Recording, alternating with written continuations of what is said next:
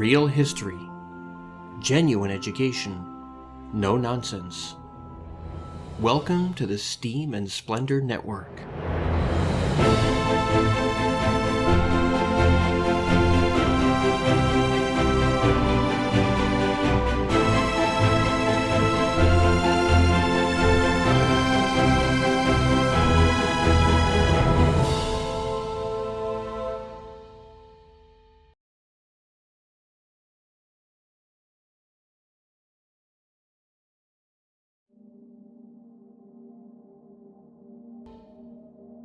Hello, everyone, and welcome back to the Steam and Splendor Network podcast. We're officially launching Season 2. I'm your host, Tad Fitch. And I'm J. Kent Layton. It's great to be back with everybody. It's been several weeks since we've had enough time in our schedule to be able to do one of these podcasts, so we're excited to get back with everyone and start sharing content in this format as well as the videos. Absolutely. Little over almost a week ago, we released the new version of our Titanic Sinks in Real Time 2025 Historians Edition. This is a video that we were looking forward to doing for a long time. This was one of the things that's been most requested by people. Obviously, in April 2025, our live stream that we do with Tom Linsky from Part-Time Explorer and our partner on this channel, in HFX Studios, they had the new version of the real-time syncing that was in higher definition, the new engine and everything else, and people keep asking for that over and over again in a positive way. That's been one of the number one things we've been asked, isn't it, Kent? Yeah, we've had many requests come up for an updated Historians Edition that has all of the sound effects and the music. And it's challenging to bite off a project of a 3-hour edit, so we never promised anything. We were always very careful to say, well, that's something we want to do too, but we're not sure when we'll get to it. And it was high on our priority list, but it was actually nice to be able to sit down and put a check mark on it and say, this is the most recent up-to-date version. It's got the new video, as you mentioned. And so it was... it has released to a very, very positive reaction from our audience. So we want to thank all of you for your support and, even for kicking us a little bit to kind of get ourselves in gear and to actually sit down and do this one. So thank you.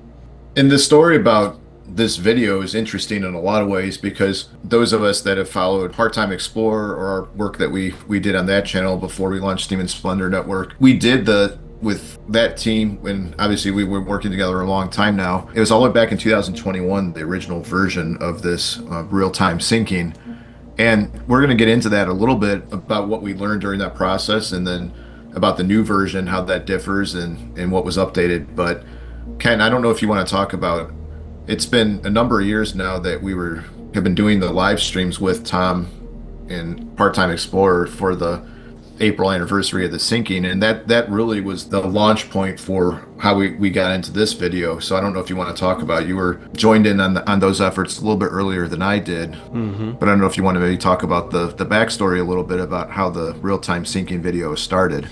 Yeah, it's been a thing every April 14th, 15th for people to kind of sit down and remember what happened. I did it on my own before I became part of the Titanic community, the maritime historical community, but there were others. I've heard stories about people that were members of the Titanic Historical Society or in the late 80s the Titanic International Society, sitting down and actually having dinner with some of the still living survivors and just reminiscing over their memories of the events. And that was a thing. And Tom he'd talked with me about the fact that he had worked on these real-time things. We had been aware of them for some time. They started doing them very, very simply with like a text. This is what's happening now, and sending that out. I can't remember the name of the version that he was using at the time, what platform he was using. I don't even think it exists anymore. But it was primarily just by text. And then that kind of turned into this real-time syncing animation that Tom was using. And that was back when he was with another group, he was with another team. And we got brought in, I was brought in first, I think, from our team to join them as a historical advisor or consultant in a live stream. And I can't remember what year that was. It might have been 18. Could have been 19. Yeah, you were doing that for a few years before I started, and I believe my first one, if I'm not mistaken, was 2021. I think So so. if you were doing that for a few years prior, that would make sense. Yeah.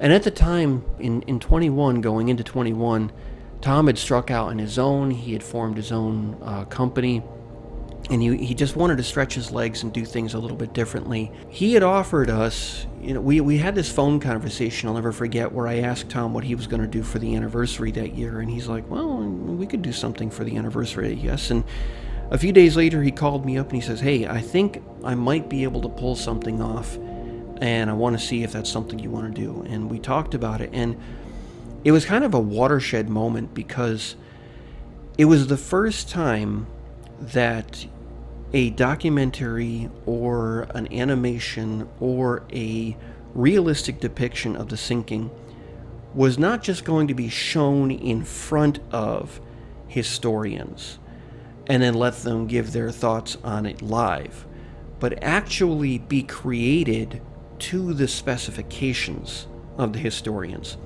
So he said, we've got a model of the Titanic. We'll do this in Unreal Engine 4. And my lead animator, Levi, he introduced us. And, we decided let's take it from scratch. We know the initial condition of the ship when it hits the iceberg.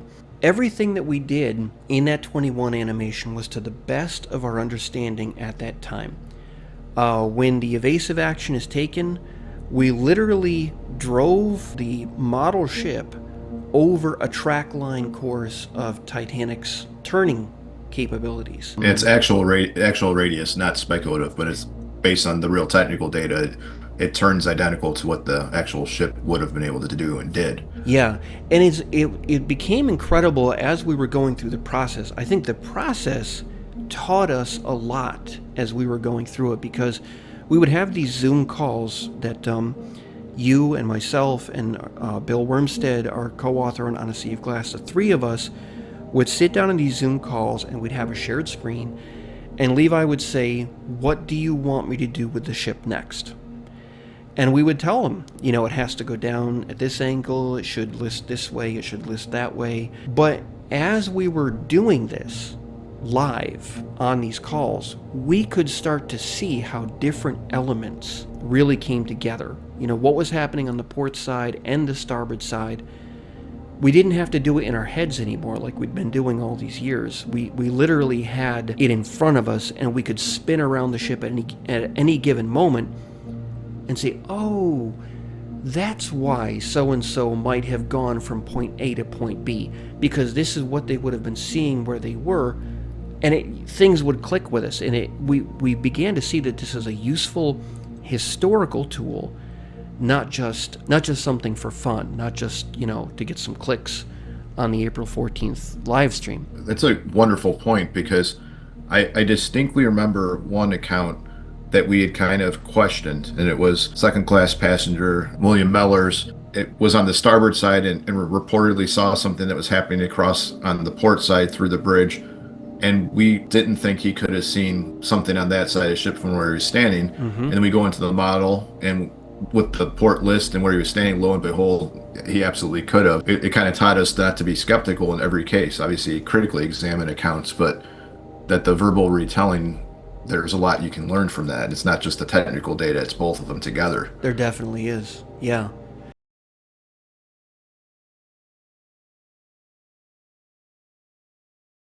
So it was a very useful tool for us. I know that we came out of that experience building. It was a compressed timeline, because I had suggested it. Very compressed. It was brutal.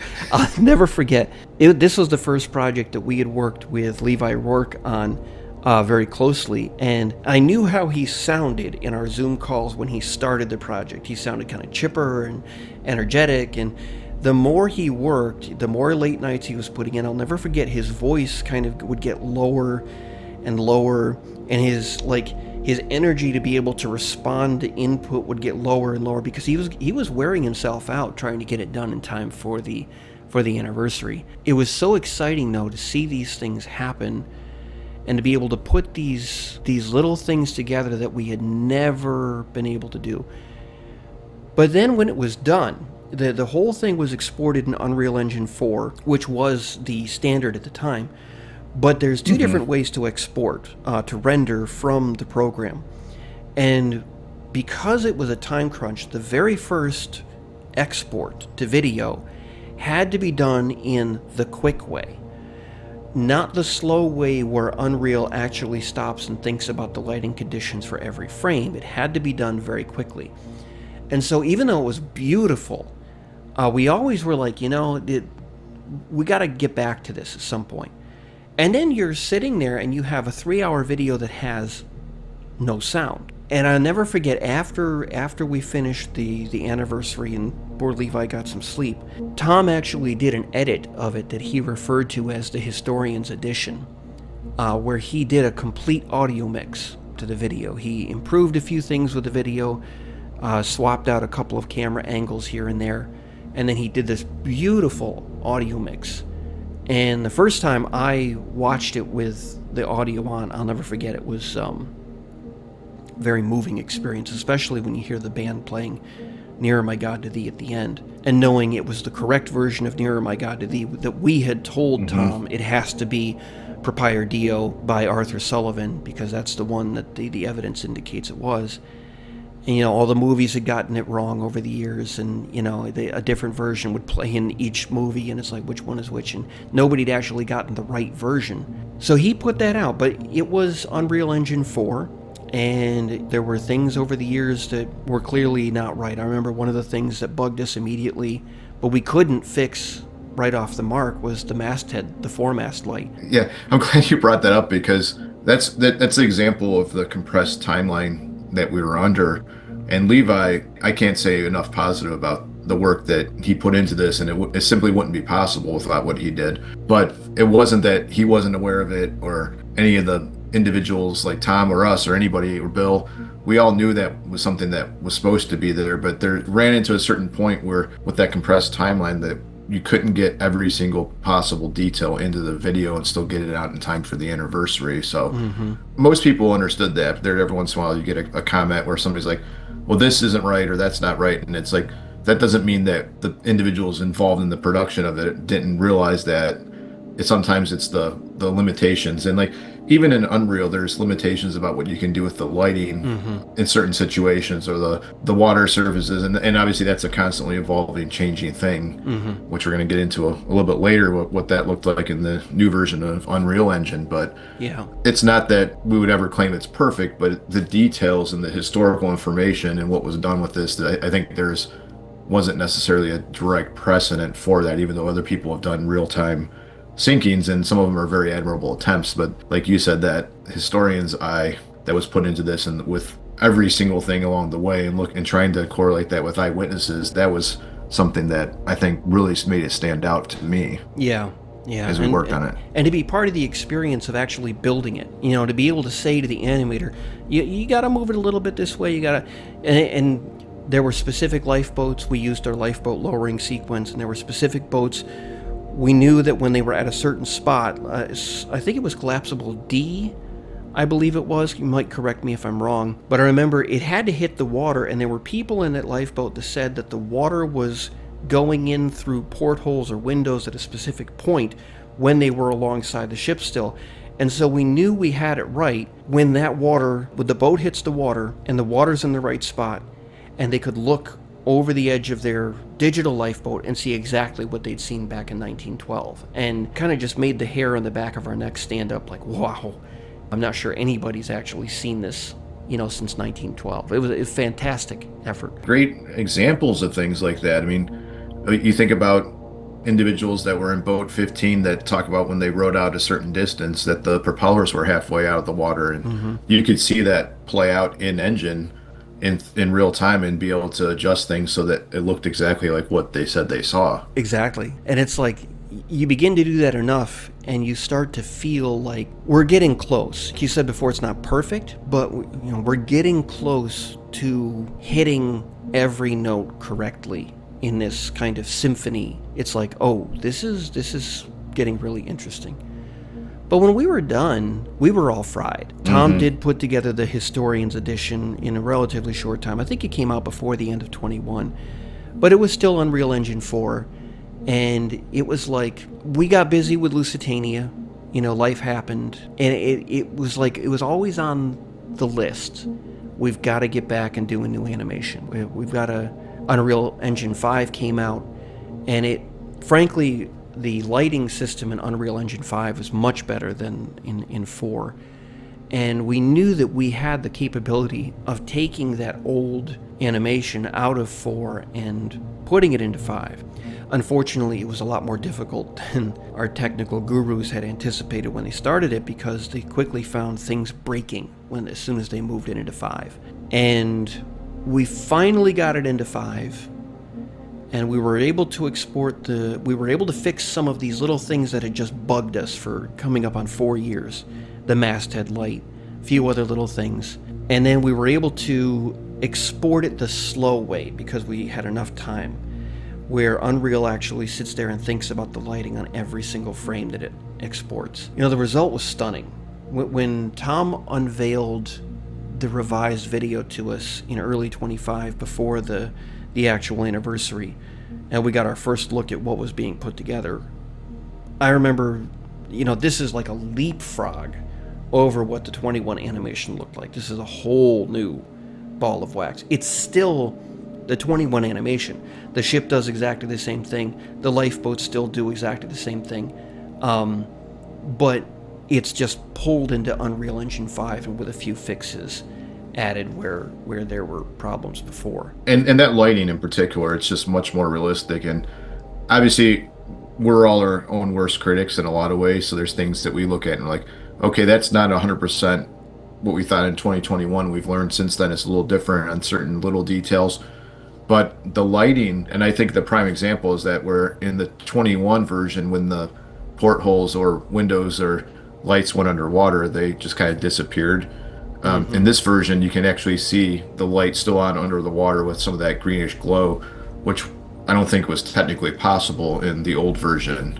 No. With how that was set up. No, Yeah. I don't think it was either. There were a lot of technical hurdles that we were facing in 21, and I still look back on the old animation with a lot of fondness, because it was fun to work on, and it brings like a certain moment in our path, in our journey of research to life. But this is just a whole new ball of wax.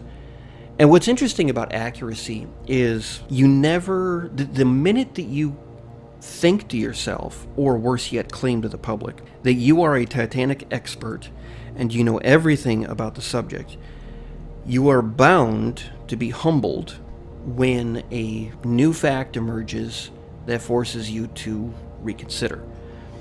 And in this case, some of the advances that we've made in our understanding, we've been working on the 4th edition of On a Sea of Glass for, I think, 4 years now?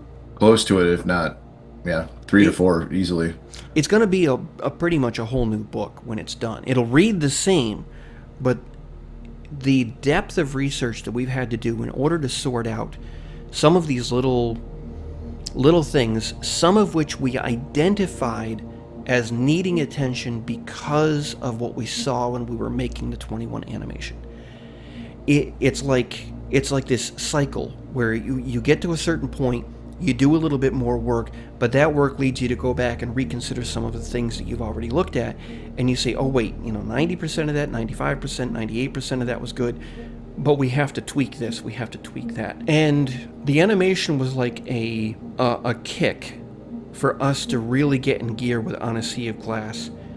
And as soon as we dug and started doing On a Sea of Glass over again from scratch, there was a lot that we found that we had to update.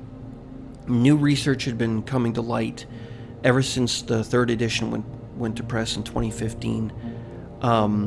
Details, not in broad strokes, but more details. Like recently, our friend Brandon Whited did some research that there was the passenger up in Belfast, I always tend to mispronounce his name, was supposedly picked up in Belfast after the trials were completed and brought down to Southampton.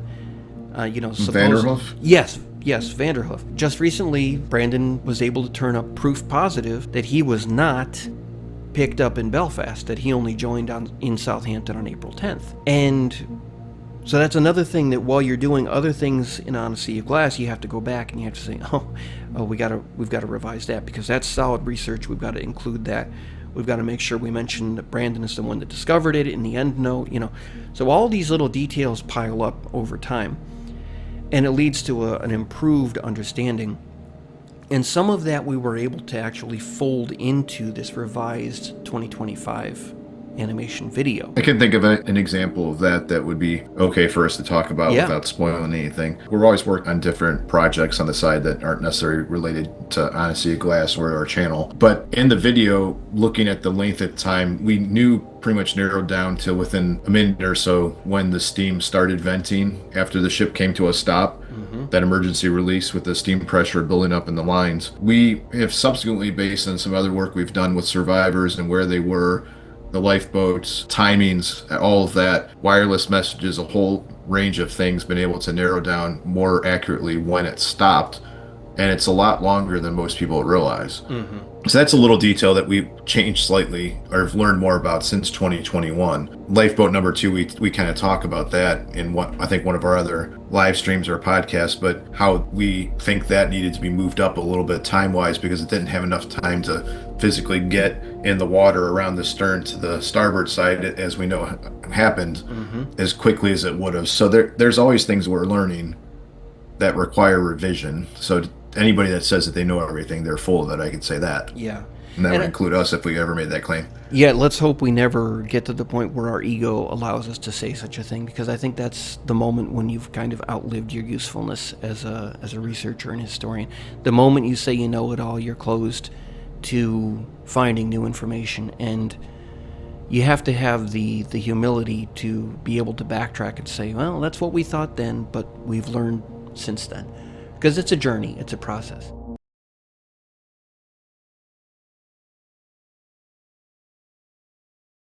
And I remember boat number 2 was one of the big things that we learned while we were doing the 21 animation, is we knew from practical experiments how long it would take to lower a lifeboat X number of feet when it was in good conditions, in a well-lit studio, with tough guys lowering the boat X number of feet, and then they could extrapolate. And I remember we were able to use that as a practical rule of thumb and compare that to eyewitness evidence, and we were able to kind of see a direct correlation between the live experiments that were made more recently and what people said happened back then.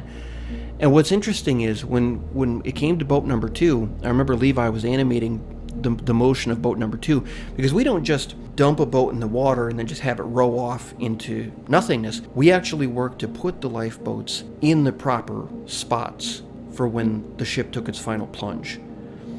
And maybe we've never talked about that really in a lot of detail. But what we learned is it takes X number of minutes to lower the lifeboat to the water. And some of them we know were hung up longer than others. But on average, when it went well, it takes this amount of time to get down to the water. And with boat number 2, we knew what happened once it got to the water.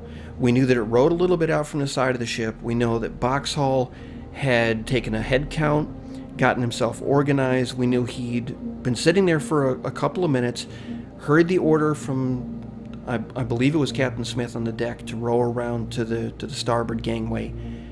And only then did boat number 2 set out along the port side of the ship rowing aft. And then of course it had, it said in one of his later interviews that he could actually see the gangway door open. He said it was closed in 1912, but he said it was open later on. So we knew he had to get far enough around the ship so that he could actually see the gangway door. And Levi is telling us, as we were approaching that first deadline, I remember the panic in his voice. He's like, guys, the time you tell me to start lowering the boat is not working.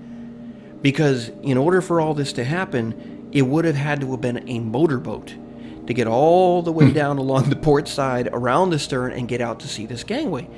And 3 of us are sitting there, and we're like, well, we never thought of that before. We'd kind of probably been looking at it more from the deck, interaction with different people, but now we had an opportunity, practically speaking, to move the lifeboat at an appropriate speed and to say, the timing's not lining up here. And one of the things you do with that, then, you go back, and obviously the animation helped us with that realization. But then we looked at, okay, what are the anchors or pylons that we know lifeboat number 2 had to fit within? So the boat immediately preceding it and after it, and what the eyewitnesses said the order those were. We know how much wiggle room you have with that, but you can't move it too far because then it's out of sequence with what people said. But it turns out there was a minimal amount of wiggle room that probably places it on the earlier end of that range than what we thought initially based on what the animation showed. And that, I think that, I don't know if we would have came to that realization without having this tool available to us. No, and that's why this is an absolutely wonderful tool to be, for an analyst or a historian to be able to actually follow the evidence and mess with the scenario in real time and see, does it work or does it fall apart? And that's half the fun of the animation, is actually that process. Not so much the finished. That's enjoyable too, but to actually sit there and be able to control it and how close can we get it to the original. That's a lot of fun to do that and to learn from it. It's an important tool. So then, you fast forward back to April of 25. We did our live stream with Tom on Part-Time Explorer. We had our panel of experts and historians and researchers with us, and it was done. And one of the things that we are thinking is, it would be great to take the audio track from the original Historians Edition and to just kind of overlay it, because the time still works. It's still the same amount of time. And I'm looking at it and I'm like, wait, all of the cuts are different. Many of them are the same, but a lot of them, there's enough difference so that the 21 soundtrack no longer works for the 25 animation. And at that point, you begin to realize the level of workload that is that is ahead of you. And it's kind of one of those things that throughout the summer, we were very busy with other projects throughout the summer and into the fall, and keeping Steam and Splendor going, and we couldn't stop our other work for long enough to actually sit down and do this 3-hour video with a whole new sound mix. And you think about it too, because people kept asking, and which is a wonderful thing, we're happy about that, but really at the point that we started working on this again for its current incarnation, the only place this was really available besides the live stream video from last year was the Rosenheim exhibit in Germany had a version of this animation that plays in that exhibit, which is wonderful, but it wasn't really readily available to the general public. And the live stream version obviously looks a little not as high of quality as like in its whole, because it's compressed during the broadcast and all of that. What's awful about YouTube live streams, which is necessary for the when you're doing it in real time for the anniversary, but it compresses it until it doesn't look good. And here we had this, we knew the quality of this video. We were like, back of house, we're looking at it and we're like, man, this thing looks incredible. And YouTube was going to just crush it to a point where it was not as impressive to watch in real time. And this is all anybody had throughout the summer and the fall. And so finally, I think it was late November, I sat down and I said, well, I have the real-time video, and let me just, around my other projects, let me just start it. And if I can't do it, I can't do it. And if I can, okay, so be it.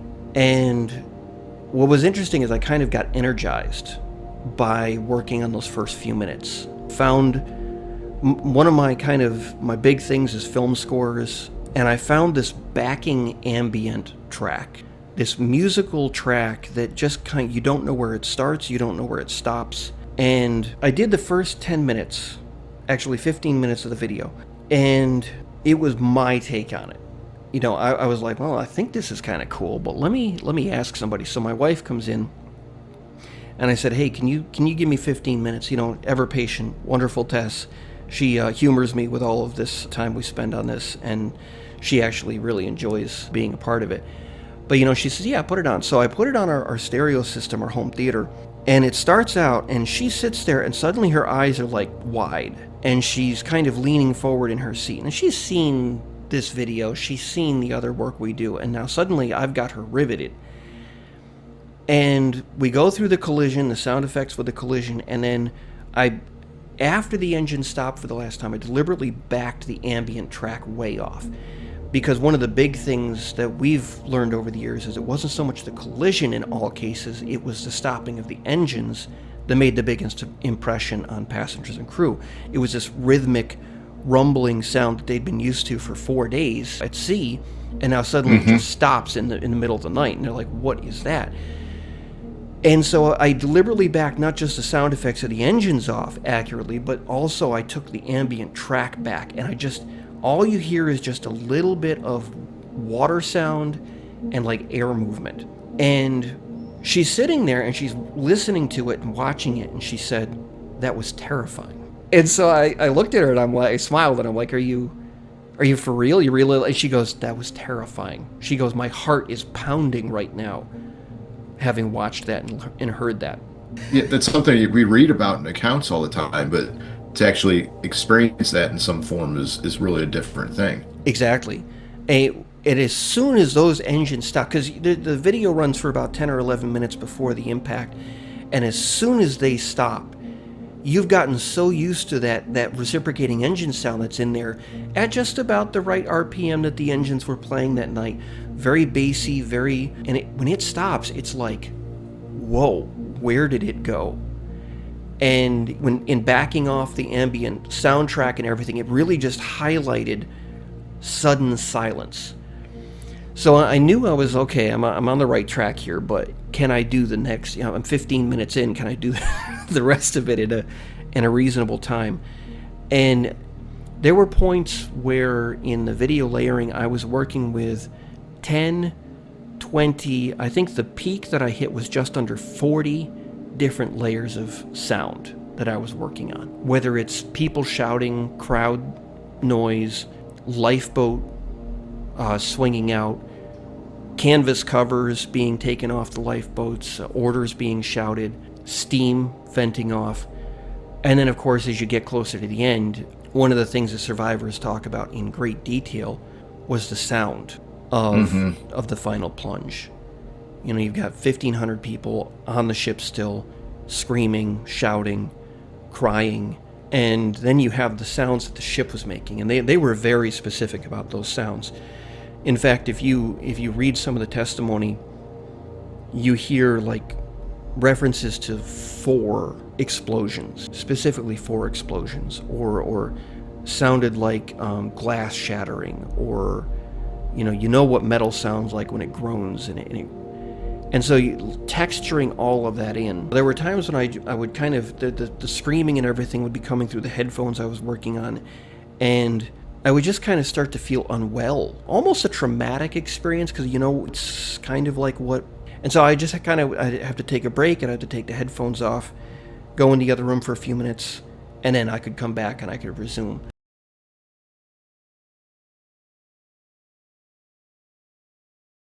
Another example of that, which really kind of struck me in a slightly different way, but I agree with everything you just said. There's these incidents where there was gunfire and you hear the sounds of people yelling or shouting, and meanwhile the band's playing and you hear some of that in the background as well. So it's like this whole odd juxtaposition of things happening, which is really what somebody staying there would have heard, and it's almost absurd in a way. It's like, okay, here's this beautiful music playing, and there's complete chaos going on at this location and gunfire, and it's like you can kind of get a sense of when passengers or survivors talked about that.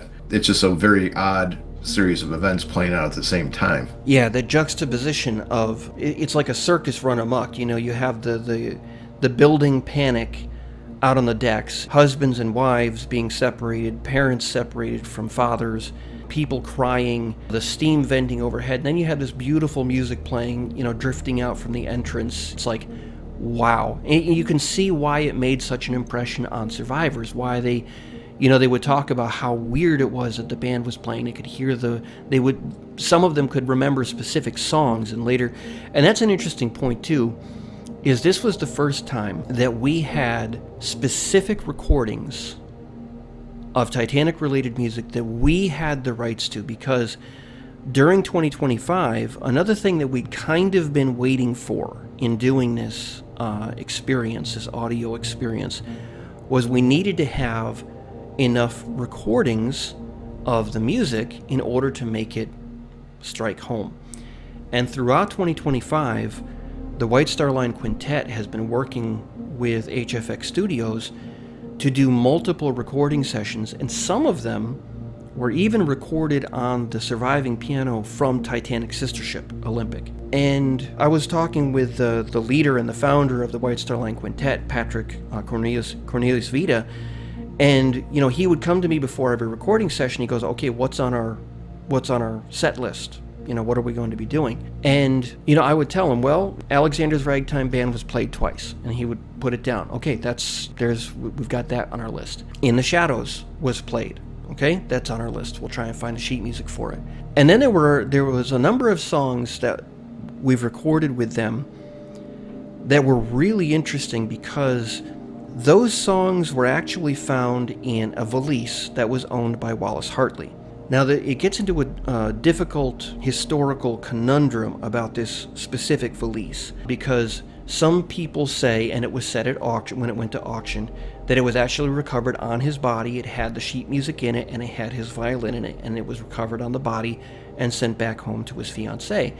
And they had found some evidence, supporting that claim, and that's what they put out there when they sold the violin and the valise's contents. A lot of historians kind of were like, we're not 100% sure about that. And I think I was one of the ones that really fell into that camp kind of hard. And I was like, well, I'm not really going to dive into it hard publicly, but I was very, very, I don't know, maybe. And what's interesting is, over 2025, we worked with the White Star Line Quintet to actually do recordings of some of that sheet music that was in that valise. Narcissus, that Carolina Rag, and some others. And some that are very, very difficult to find the sheet music for. Extraordinarily, especially not just the piano solo, but you've got 5 instruments playing. You need to have a different part for a cello than for a violin. And so that was very interesting to do, and we brought a lot of very little known music back to life, basically for the first time. I'm not sure if some of these songs had ever been released to the public. If they have, I wasn't aware of it, but we had these recordings suddenly, including music that we know that Alexander's Ragtime Band, the sheet music for that, was contained in the valise. And we know that passengers said it was played during the voyage, and we know that it was played during the sinking. And some of the sheet music does have some water stains on it. Very interesting connection. So, leaving the door open, saying definitely the valise was found with Hartley, but leaving that door open, you have to at least consider the possibility that some of the sheet music that was in that valise was actually played during the sinking.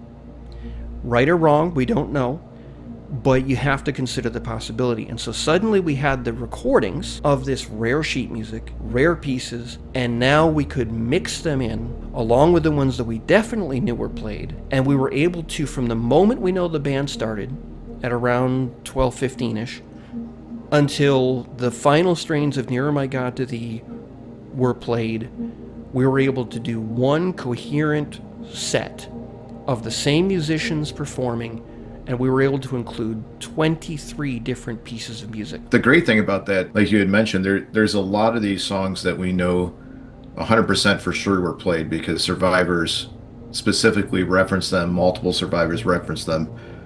And our friend and researcher George Behe obviously did a tremendous amount of work and continues to on that.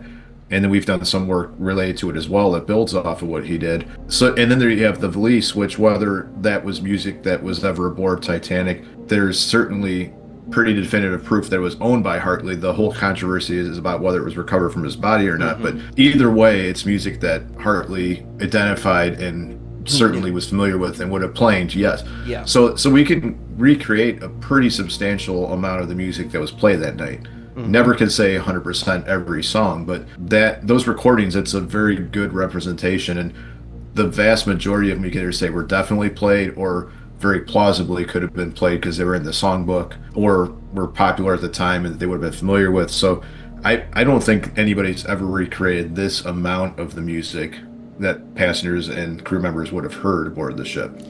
No, I don't think so either. I mean, there were a couple of ones I mixed because, okay, I have the recording, I have the time. What's interesting is you begin to see, with a start point and an end point, you start to see, okay, how many songs could they have played that night? You know how long Nearer My God to Thee is. If you assume they got through the entire piece before they finished playing and the ship sank out from underneath them, then you have the recording and you know your end point and you have to work back from that end point. Well, we know that before that, Alexander's Ragtime Band was being played as Collapsible D rode away from the ship. That was Survivor actually remembered that specifically. So you have to work backward from that, and you know how long Alexander's Ragtime Band is, and you begin to see how it starts to lock into place. And when you hear the right songs at the right time and with right background sounds, you start to have that all over again, that kind of feeling of, whoa, what are we kind of reproducing here? And there's certainly some pieces that, like you say, we're not sure if they were played or not, that, we could take out and we could swap with another one down the road. But for right now, I personally think that this is probably just about the closest complete set list for that evening that anybody's ever reproduced in one video in an audio format. You can just listen to from front to back. And that's very exciting all on its own too. And it really makes it more authentic because you could pick random pieces of music as filler for the video and it still would probably sound good and whatever else, but it wouldn't be authentic to what people experienced. And I think that just adds another level of realism to the whole thing, where if it's just the video of the ship sinking, that still can be impactful and that's still interesting, but that auditory experience really does set this a step above the versions that didn't have sound effects. Mm-hmm. It really does make people connect to that, and we've heard that in some of the comments since this was released almost nearly a week ago, and people have really commented about that, how it's impacted them emotionally listening and hearing this. Yeah, we have gotten a lot which of comments. I understand. Yeah. So I mean, that was the audio mix was energizing for the most part. There was one night, I remember you and I were on a Zoom call and we were doing the audio mix, and I had bumped the last half hour of audio down about 10 minutes somehow. I don't even know how I did it. And basically I had to rebuild the last half hour of audio. We knew when we wanted to release it because we switched our release day to Saturday instead of Friday. And here it was, we have to go back and our patrons have to have access to it a day early. And I think it was on Thursday. It was either Wednesday or Thursday, and I found the last half hour was all out of alignment. And you stayed with me until way into the wee hours of the evening trying to help me figure out how to get it back on track. But for the most part, figuring out how to do all those layering, those textures in the audio was very exciting. Very energizing. There was another interesting detail that I said to myself, if I have time, I want to do this, but I don't know how far I can get with it. And that was to create some of the more important wireless transmissions that we knew were sent back and forth. We knew that Titanic had a rotary spark gap with a musical tone.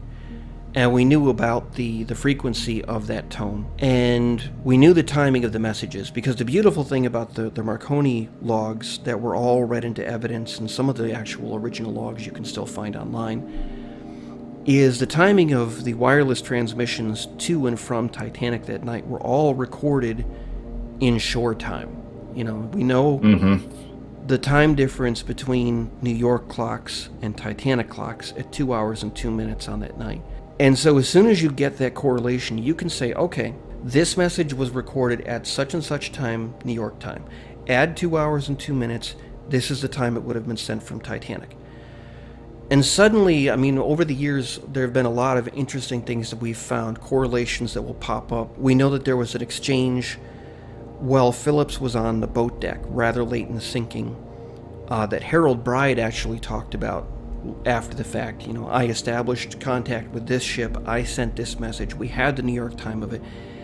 And what was really incredible is when Phillips came back from his walk, right after that message was sent, he told Bride the forward well deck is awash. Well, in the animation, the forward well deck is awash at the moment when it pops up on the screen. And so the authenticity of it just kind of, ooh, wow. I would agree, and I would clarify in that the animation was not changed to adhere to Bride's account. That was based on other individuals like Quartermaster Rowe, Quartermaster Bright, and dozens of other survivors about what angle and what row of portholes were here and where was the forecastle and the well deck. And then we happened to look at that after that was already set, and Bride's account of what Phillips said matched precisely based on timing. We didn't adjust that to match his account. I just wanted to clarify that so people understand why that was so impactful to us when you're mentioning that. Yeah, when you're doing one thing and then suddenly you find you've created something that you can corroborate from the other end of research, it's like, oh, okay, that's really cool, that we're able to do that and that it worked out that well. So I kind of had in my mind there's certain exchanges, especially the first CQD, the first SOS, and the first exchange with Carpathia. We knew the times of those transmissions. We knew the wording of those transmissions. And I wanted to take you can find online, you can find Morse code generators, but it doesn't necessarily sound like a human. And so I would go in and, first I would have Titanic's musical tone, and then I would do a message from Carpathia, and that would have to be in a sparking sound because she didn't have that musical tone set. And so suddenly you get these little recordings and you stick them in the right spot and you hear the exchange while the words are on screen. And it's like, I don't know if anybody has heard this exchange since 1912. And it's playing out in real time over what's going on the deck outside. And you hear the steam and the band playing, and it's like, this is really getting interesting, being able to do this. From a historian's perspective, being able to add that layer in is just awesome. And I think that's something maybe we'll do a little bit more down the road, is add some more of those wireless transmissions in over time, and so people can see just how busy Phillips and Bride were in those couple of hours when they were transmitting.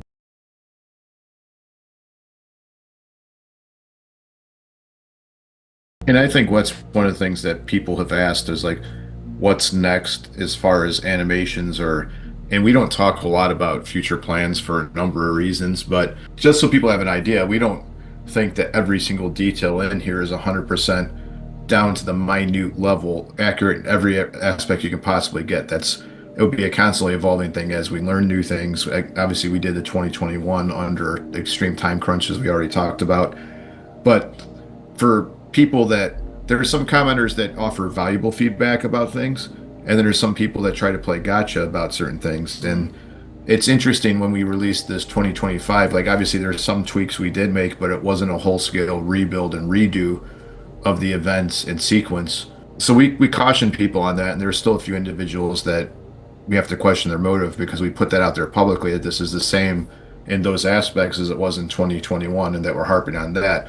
But one of the things that's interesting for listeners is that we do have a laundry list of little things that 99% of the audience that would view this would not notice, but we do. That would be tiny little things that would bother us that aren't 100% right. We always have an evolving list of those things. So whether we ever get a chance to do a brand new from scratch version or not, or just continue to update this version, that's to be determined. But we're always looking at it from the critical historian's perspective and saying, oh, if we ever got a chance to, we'd do this a little differently, or this lifeboat tipped down at a slightly different angle, or maybe it got hung up a little bit longer than we thought back in 2021. So we always are maintaining a list of things in case it's needed down the road. But again, we don't really talk about future plans, and sometimes future plans are not set yet also. Yeah, very true. Even this was not entirely, coming out with this was not entirely set in stone. Until we actually did it, we didn't know if we were going to actually be able to do it. So I think in the future, there's a lot of things that are on the table, and improvements, tweaks, as you say, things that aren't 100% accurate, in this version that we get excited about the things that we know are accurate, but you and I are really detail oriented. I know Bill Wormstead is too, and Levi is. He's very detail oriented when he's doing these animations, and we just kind of look at it and we're like, oh, that's going to drive us nuts until we can fix it one day. But yeah, you mentioned a really interesting point. You mentioned the audience response, and I have to say, our audience response on this has been fantastic. We've gotten, in less than a week, we've gotten more than double our subscriber base in view count. Now, that may not seem super impressive because our subscriber base is still relatively small. We're just over a year in. I think we have about 6,500 subscribers as we're doing this podcast recording. So you double that, and it's like, oh, that's not great numbers for, it's not like 5 million views or something like that. But if you were to extrapolate that ratio of subscribers to view count after a week to larger channels, if a channel had 500,000 subscribers, it would take 1 million views to match that kind of interest. If a channel had 1 million subscribers, it would take 2 million views. So we're way above the curve on where we thought we'd be after just a week. We're very pleased to see that it's resonating with people. Yeah, a lot of comments, a lot of feedback, a lot of thoughts shared, a lot of interaction, which is great. Mm-hmm. We get some questions too, some very good questions. There was one of the places where I posted, there was an individual who had served in the Coast Guard, and he came on, and at first it's kind of tough because sometimes you get these hecklers and they're just up to no good. At first it sounded kind of abrupt, and he said, "You're turning the ship the wrong way." And I'm like, okay, who is this guy? Is he for real, or is he? So you have to kind of sit down and explain. 1912 helm orders are very different from 30s, 40s, and more recently. And, when Murdoch orders hard to starboard, when he's trying to avoid the collision, what he's really ordering, and this is historically based, it's a point of misunderstanding until, I think the best saying, being an Irishman, would be until the cows come home. It's a great point of misunderstanding, is when Murdoch orders hard to starboard, what he's actually saying is it's a holdover from tiller commands on sailing ships. And basically what he's telling the helmsman to do is to turn the wheel counterclockwise and turn the ship's bow to port. Basically, over the length of the ship, about 3/4 down the length of the ship, around the area of the third and fourth funnels, is your pivot point when you're doing this kind of maneuver. The stern is actually going to kick out further to starboard in the early moments of that turn. And that's why Murdoch actually had to reverse his turn and order hard to port, which then turned the ship's bow to starboard and created that circular motion that we become so familiar with. But it's tough when you get a comment like that. It's like, ooh, is this just another one of these hecklers, or is this somebody who has real input? So you have to treat it as if it's a very serious question. And it ended up being someone who was very serious and who was experienced with helm commands and at sea. And we really appreciated having that kind of exchange with someone and being able to explain things were different in 1912 than they were today. Another question we got that was really cool to talk about was actually from one of our biggest supporters. And she pointed out the light levels in the video. A couple people have mentioned light levels. And what's really interesting about the light levels is every time we tackle this, we do a slightly different mix on the color balance, on the light levels, and we do that. I've seen previous movies that over time they would mess with their light levels or their color balance in different releases because you're never quite content with what you've got. And so in this particular cut, we bumped up the brightness of the bright lights a bit.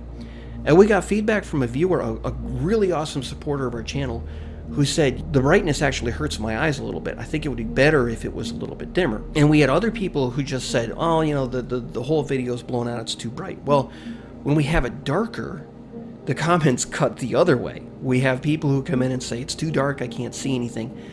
If you were to accurately reproduce the light levels of the night in question, well, first of all, you have to wonder what was, it's a pitch black night, there's no moon, all you've got is starlight, and then you've got this brilliantly illuminated ship. Every eye perceives, in low light conditions, perceives light differently. That's a genetic thing. It's a Yes. genetic thing. People, yeah, it's actually built in and biologically different for different people, and that's something that I think everybody assumes that everybody else perceives it the same way, when that's not true. Yeah, yeah, absolutely.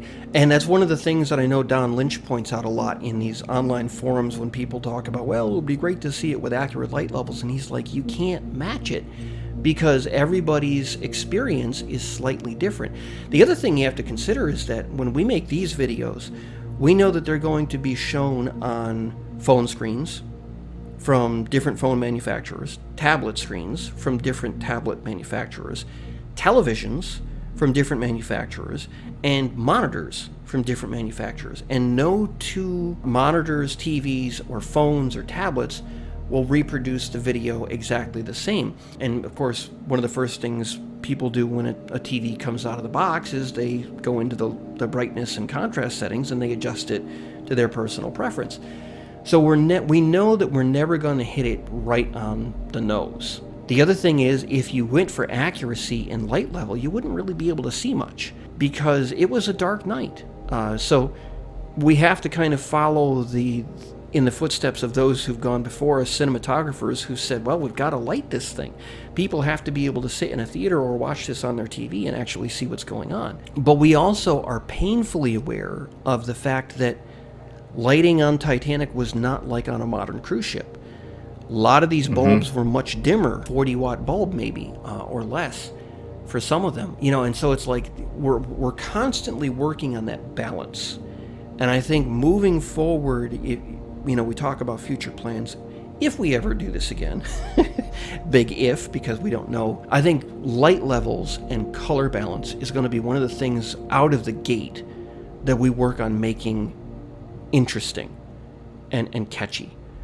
And I really want to work on that a bit moving forward myself. I'm very intrigued to see what can we do moving forward with the state of technology that's available to us at that time. Because I don't like some, I've seen some that are like all black, and I don't like the all black effect. I kind of like that bluish light, kind of moves a little bit towards some of the more famous paintings that we've seen and kind of grew up with, or some of the films that we've seen that we really like.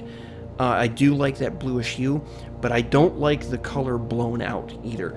I don't like super high contrast HDR10, with a vivid color spectrum, because it was low light conditions. I think it's more appropriate to have a little bit muted color palette, and that's what we tried to hit here. And so if you don't like the light levels on this one, bear with us, because the next one will be a little bit different, and we're constantly getting better at this and tinkering with it, and the technology is getting better every time we do this as well. So hopefully that helps answer some of the questions that we've seen come in on the video since we released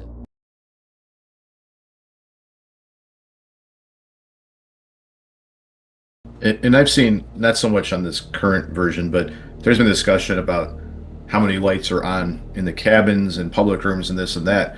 There's technical reasons why they're mostly portrayed as on in the video, but we do have a list that if we ever got another crack at this, about which rooms would have had lights on or not, and there's some guesswork with the passenger cabins, but we're aware of that. That's something that we have broken down over the years since 2021. So that's something else that's artistic license. A lot of movies, a lot of paintings will have those on just because it looks nice. There's technical reasons why they're not off in these videos. It isn't so much an artistic choice, but that's something we're aware of as well, in case anybody ever asks. Yeah, and I do want to say, regarding how many lights are on at the end, one of the things that we know from all of our research into what happened during the sinking is that stewards and passengers, they were getting up. So every time a passenger gets up, the light goes on. First thing you do in a dark cabin when you want to find your way around, get your glasses on, get your clothes on, is you turn the lights on. So lights that were off, people were sleeping, those lights would have come on quickly. But it wasn't just the people getting up and getting ready to turn out of their cabins and staterooms. As things got worse, as time progressed during the sinking, stewards were going into cabins, and they were getting life belts, and they were turning the lights on. So we know from people that were sitting in the lifeboats that a really high percentage of those lights were on at the end. They Yeah. talk about how many rows of portholes were still left. And, many of them would say things like, all the lights were on. I mean, the ship was really, it was lit up like crazy, especially toward the end when a lot of those cabins, they never turned the lights off. Some of the people in lifeboats would even be able to look in and a light would still be on in a cabin. They'd look through the porthole in those late lifeboats leaving the ship, and they could see the water entering and the water on the cabin floor inside the cabin.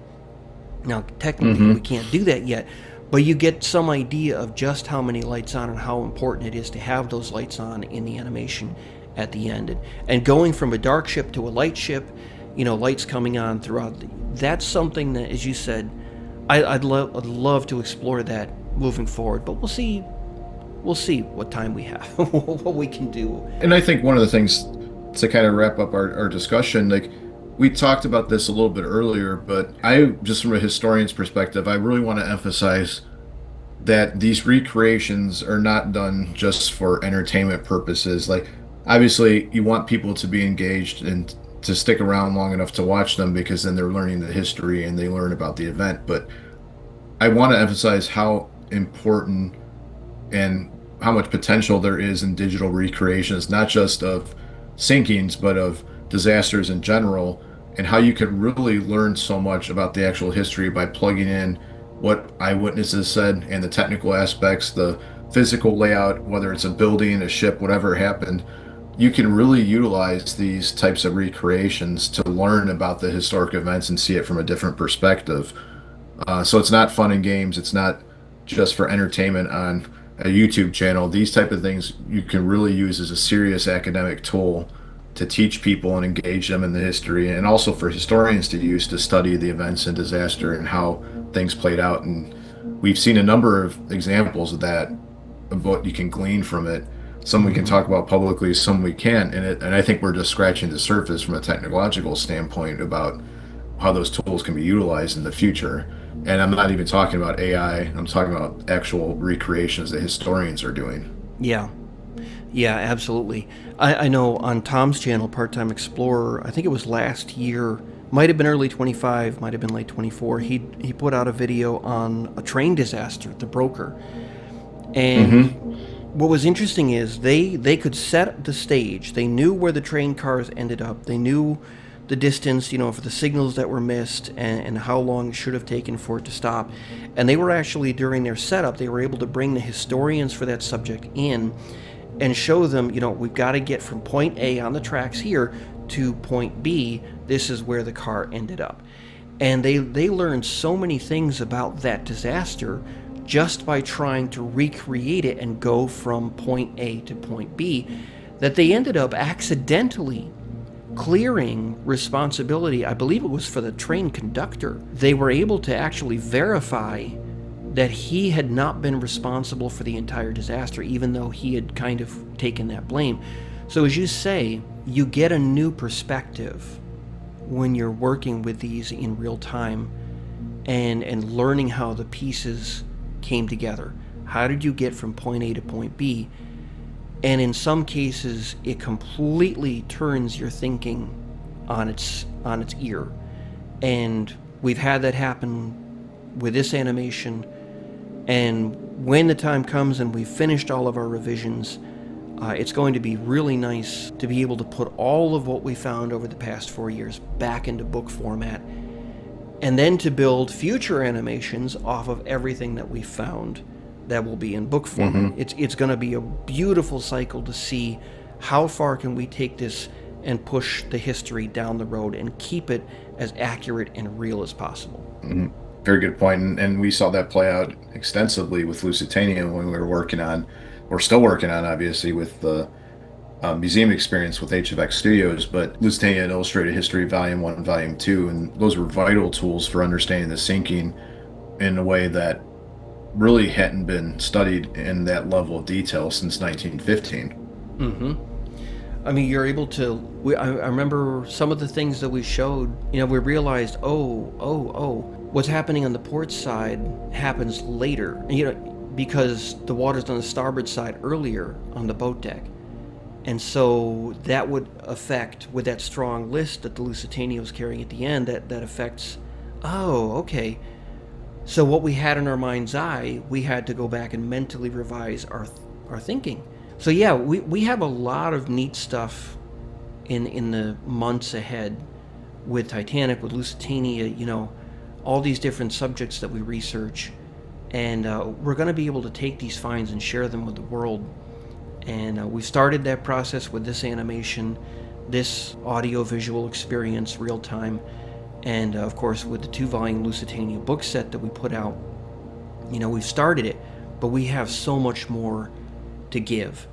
And I think that kind of gets to, in the end credits, one of the things that we put in was we're going to be here for a long time. We're in this for the long haul, and we have so much more to learn ourselves.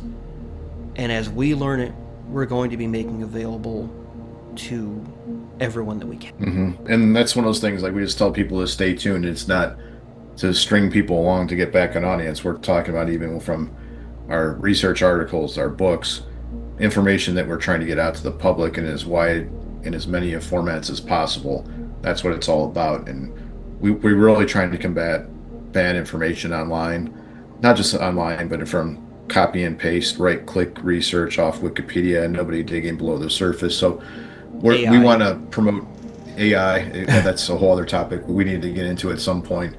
But we really like to get correct information in front of a wide audience, and also not only our own work, but other researchers that are reliable and who do such a phenomenal job, like Mark Churnside, and we can name dozens of others. We mentioned Brandon Whitehead before, but there's a lot of individuals that are putting out quality work. So don't just believe what you read online. Really seek out the good information, and that's really our goal with what we're doing with the channel and podcast. Is we want to get that out to as wide an audience as possible, not for profit, not for publicity, but to get the information in front of as many people in as many different formats so that they have access to it. Yeah, absolutely. So I'd like to say to all of our viewers, everyone who's watched it, everyone who's left feedback and really good questions, and thank you for tuning in, for joining us, for taking 2-3 hours out of your schedule to watch and hopefully listen to this work that we did. And this isn't the end all be all. We've got a lot of work ahead of us, and so stay tuned, as Tad said, and who knows what will turn up next. Yeah, thanks for joining us, and we're looking forward to more interesting information and discussions as part of this season 2 of the Steam Splendor Network podcast. So thank you for joining us.